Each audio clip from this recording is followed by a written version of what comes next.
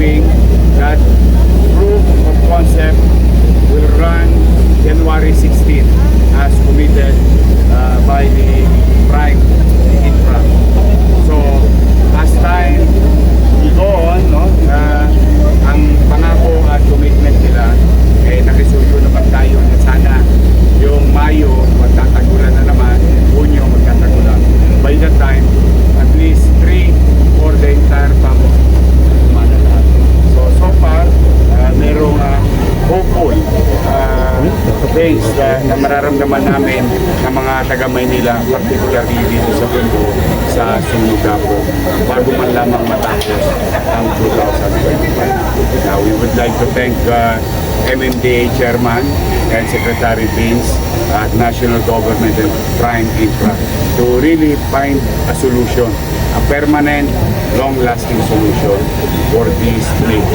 So thank you very much. Chairman, go naman. Marami pa pong dapat ayusin.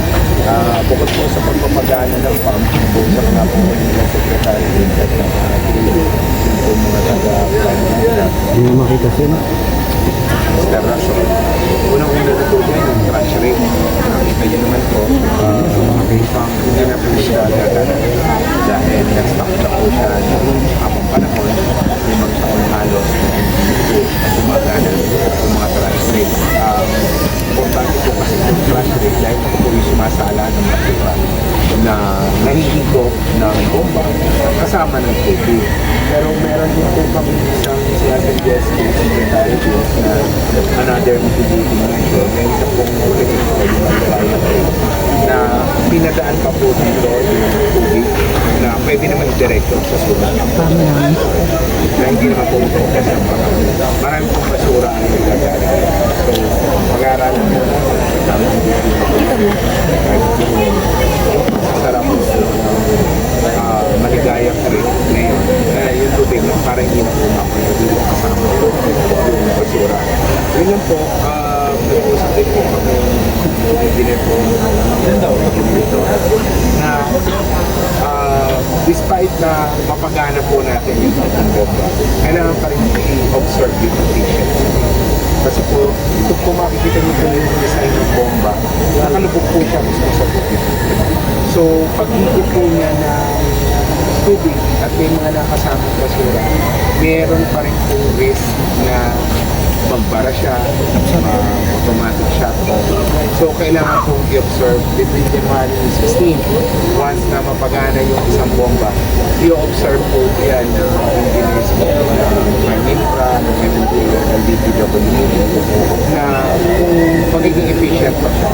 Kung hindi po, meron po kami plan po na palta na po lahat yung buong system.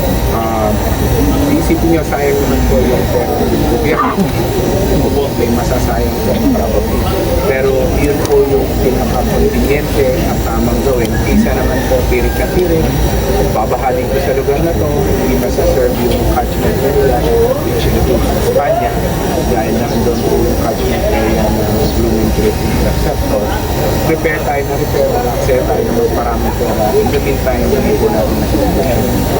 Pero yun po yung mga contingencies na gagawin natin based on sa observation. Once na fully operational, at least yung isang pump, doon po sa isang pump.